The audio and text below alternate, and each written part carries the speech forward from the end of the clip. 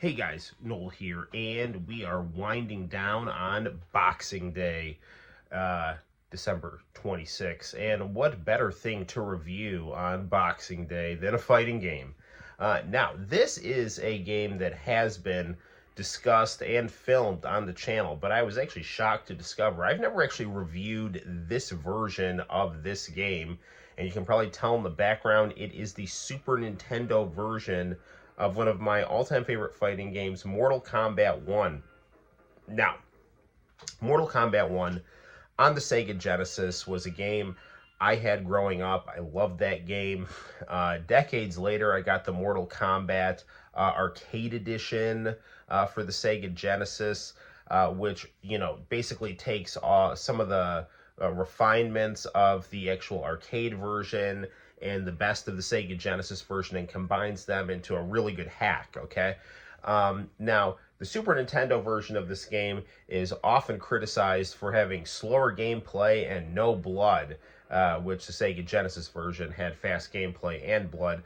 But this game, unlike the Sega Genesis version, has graphics that are pretty darn close to the arcade version and Super Nintendo's superior color palette. So, let's sit back, relax, and enjoy a review of a interesting entry in one of the most famous video games of all time, Mortal Kombat on the Super Nintendo. Here we go. Okay. We are going to, for the purposes of this review, play this game on very easy.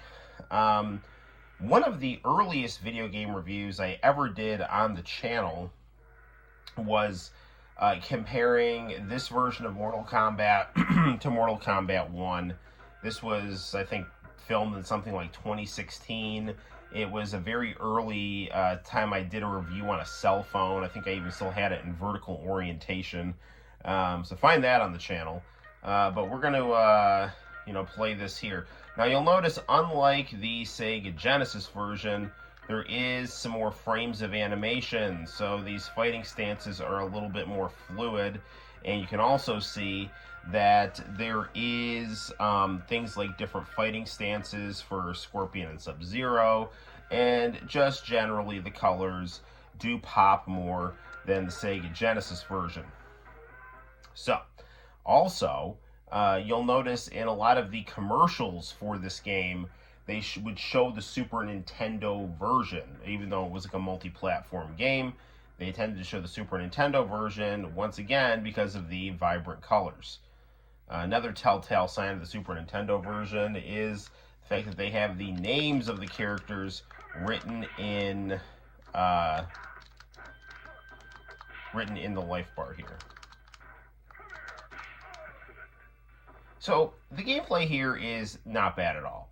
But you will find every once in a while, little bits of jerkiness, little bit of delay after you punch. It's almost like there's like input delay, even though it is a cartridge game being played on a CRT. Now, it's nothing major. It's very minor.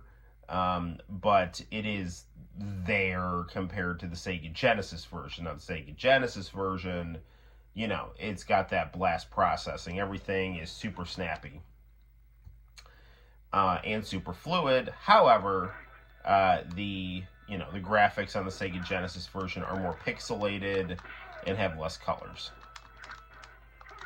But, I mean, both this game and the Sega version are I think, very good ports of the arcade version, with, of course, the exception of the elephant in the room. This game doesn't have the blood. It has gray sweat coming out of people's heads. Now, there is a Game Genie code and a fan hack to basically turn the sweat red, but it is different than the drops of blood that come out of the players in the arcade and Genesis versions. Another thing about this version, and it's kind of unfortunate I keep having to compare it to the Sega Genesis version, but the Sega Genesis version, in my opinion, is the best port of this game. So you kind of got to compare it. That's the standard, despite what some people might think, in my opinion. Anywho, This game maintains the original arcade soundtrack, whereas the Sega Genesis version made all new music for each level that was, very distinct, which I find to be a much superior soundtrack to the arcade. Although the arcade version it's got a fine soundtrack. It's just not as, it's not as jamming as that Genesis soundtrack, which really had a lot of personality. Now, another thing I should say about this version of the game is that for the finish moves, now Scorpion is not going to affect, but some of the more gory fatalities, they are edited in this game and not like the original arcade fatalities. So, Johnny Cage uppercutting someone's head off, Sub-Zero ripping their head off with their spine hanging out. None of that happens in this game. Johnny Cage just kicks you in the chest, and Sub-Zero just, he just freezes you, and,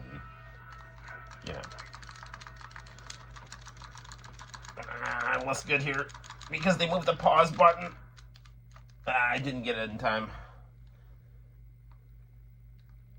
So, the block button is in a different spot, so compared to the Sega Genesis controller, so I'm just not as good. I mean, I grew up with the Sega version, so very adept at that version here.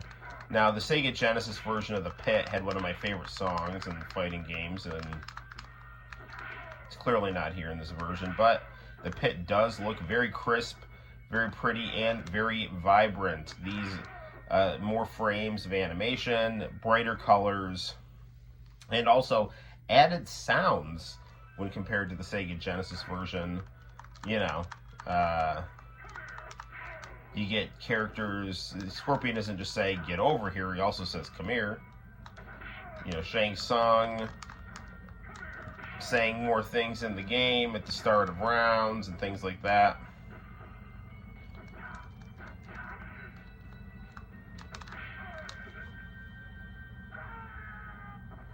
Like the Sega version, there's nothing in the pit but spikes. I actually prefer the clean look of the pit with no heads or things like that. I know that there's been different versions of Mortal Kombat, and they'll try to save on graphical power and things like that by not adding limbs and stuff in the bottom of the pit. But I just think it looks cooler and looks cleaner. Yeah, it might look less gory, but for me in video games, gore isn't about gore for the sake of gore. It's gore for the sake of, is this enhancing, the story or the vibe or something like that, And when you're doing that, you don't want to be, gross out. You want to, oh, this is intense, kind of thing, in my opinion.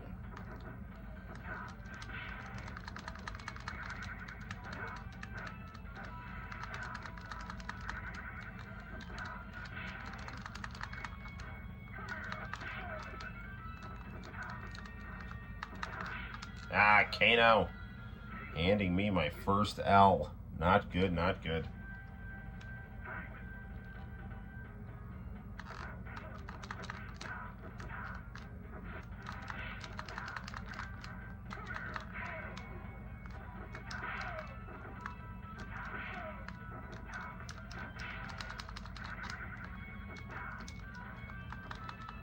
Oh no! He got me.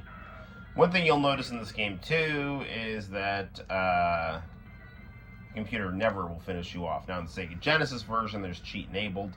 One big pet peeve of mine in this game is also that there is nothing like the arcade track mode. There's no, pictures or, giant Goro when it talks about, the backstory of things in the track mode. This in the arcade version. The Sega Genesis maintains those things. The only difference with the Sega version is it doesn't have the little full motion video things for the character biographies. They just have still shots of those full motion videos of the actors that were shown in the actual arcades. So, Sega Genesis can't do full motion video. I don't know about the Sega CD version of Mortal Kombat 1. I never played it. Should download it on the Super Console X, or see if I can pick up a copy.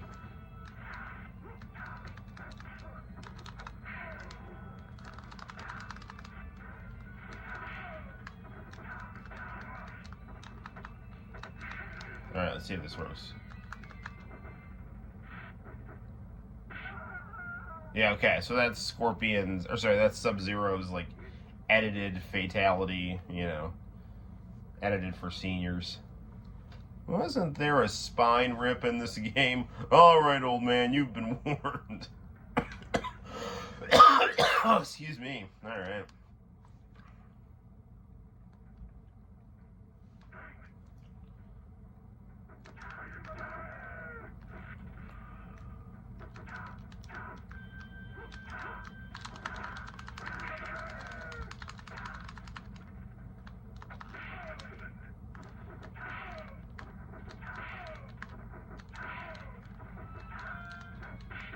Ooh. There we go. Said it before and I'll say it again. Mortal Kombat 1 is my favorite Mortal Kombat, and I like it the best because it has very bright aesthetics, and also it uses a lot of tropes from 80s action and martial arts movies, which I love. Sub-Zero is a reference to the Godfrey Ho ninjas. Same with Scorpion and Reptile. Raiden is, clearly like a guy from Big Trouble in Little China. I believe that was the movie, right? No, whatever the one with Kurt Russell was. I'm getting that one mixed up with the one with Dolph Lundgren and Brandon Lee. I think it was Big Trouble in Little China.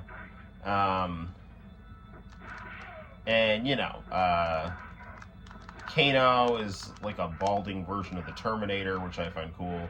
Johnny Cage, clearly Jean-Claude Van Damme from Bloodsport. Liu Kang is Bruce Lee, so just good stuff. I think Sonya's supposed to be some like female martial artist that I don't really know who that is, but I always like that she had a leotard on. Always captured my imagination as a boy. Like, who is that? Look at that upside down and high kick. Alright, and I'm losing this mirror match badly here. Reminiscing about the good old days with Sonya. Oh, come on, I am sucking it up here. Unlike the Genesis version, they don't even uppercut you. He's just like throwing me.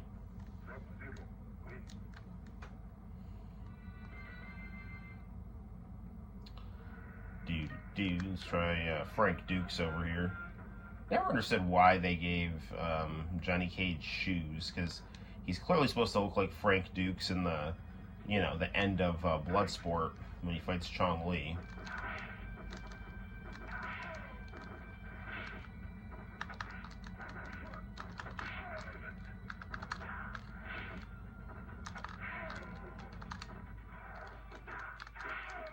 One thing also about this game is Johnny Cage's fireball is colored green as opposed to gray in the Sega Genesis version.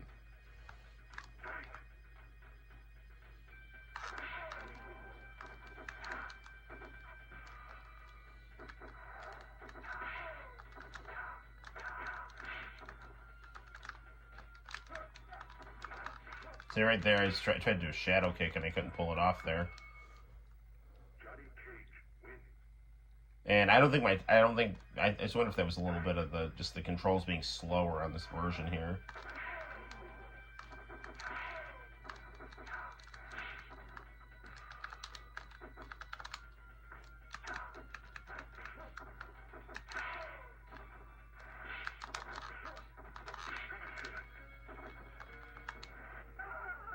Yeah, that's Johnny Cage's finish move. I don't know what that was. Finishing bonus. Not to be confused with a fatality.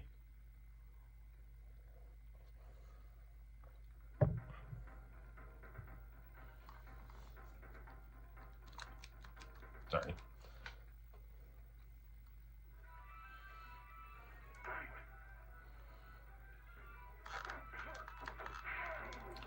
Endurance matches are intact. So if the camera just moved a little bit, I just have a nice late night hot beverage I set down near the camera. Wow, that was no good for anybody.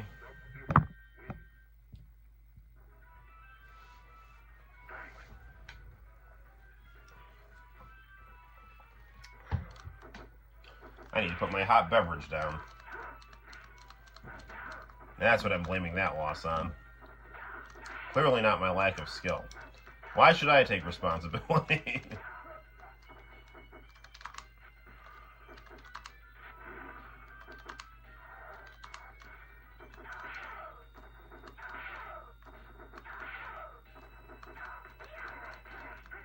Man, I thought I had it.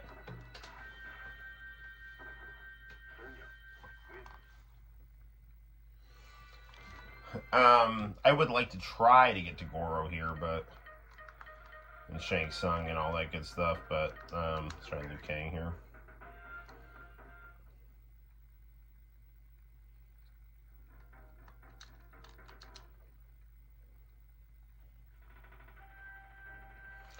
But I mean, I think we have a good taste of this game. Now, the other thing too that sucks is that there is no character endings either. You just get the character just doing his victory pose and then a wall of text up the screen. Now, like Sega Genesis version, which again had these still pictures for each person's ending from the arcade. So, I mean, listen, this is a perfectly adequate version of this game. It looks better than the Genesis version. It does not play better. And the music is worse. And the presentation of the game is worse. But, you know, you really can't argue with, you know, how good the graphics look on this game. And the extra frames of animation and, like, the brighter color palette is really nice.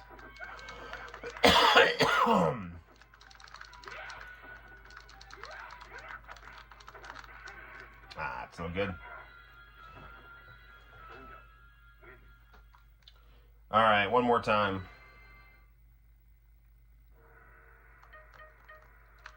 Scorpion's always my main guy, so... I love Johnny Cage, but Scorpion's my best guy.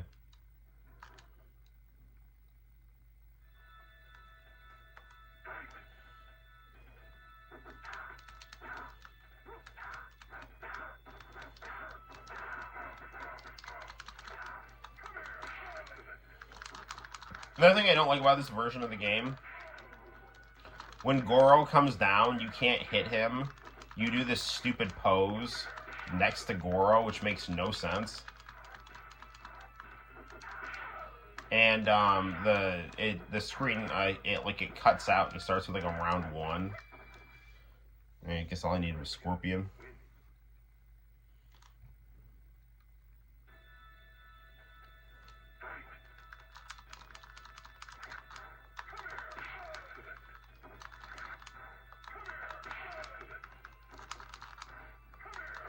And a nice little loop here.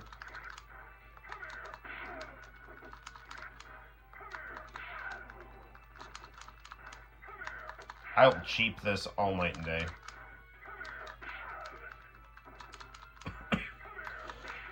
There it is.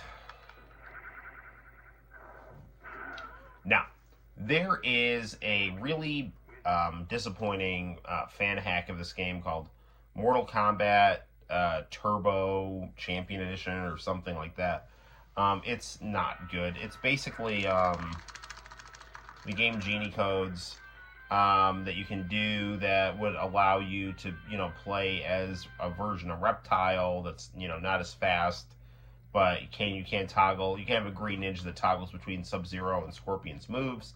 And there is a way to play as Goro and Shang Tsung, but they're like basically unplayable. They basically just stand there, and if you like, you can like maybe do like a move or two with them, but it's nothing good. So, and the gameplay in that version's bad, and like, you know, like Reptile doesn't have a finish move. It's like it's really disappointing, especially compared to the once again arcade edition of the Sega Genesis.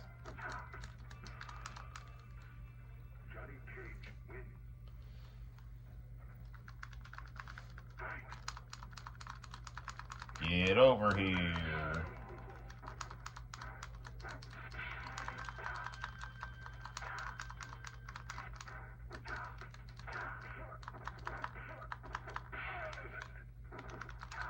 Mortal Kombat's always been more about, you know, jerky moves and flashy moves than, you know, smooth gameplay like Street Fighter. But unfortunately, that is going to have to do it. So there you have it, guys. On a scale of 1 to 10, I give Mortal Kombat for the Super Nintendo I was such a generous reviewer, but I'm going to be honest with this one. I'm going to give it like a 7 out of 10, and I would give the Sega Genesis version of this game a 30 out of 10. So that's just me. I am a little biased because I grew up with the Sega Genesis version, but it's just better. Anyway, this version is worth checking out and having. And if you do have a Super Nintendo, it's definitely worth purchasing, even if it's not as good as the Sega version. Until next time, guys, my name is Noel. You take care, and I'll see you in the very near future for more video game review fun on the Noel Comics YouTube channel. Bye-bye.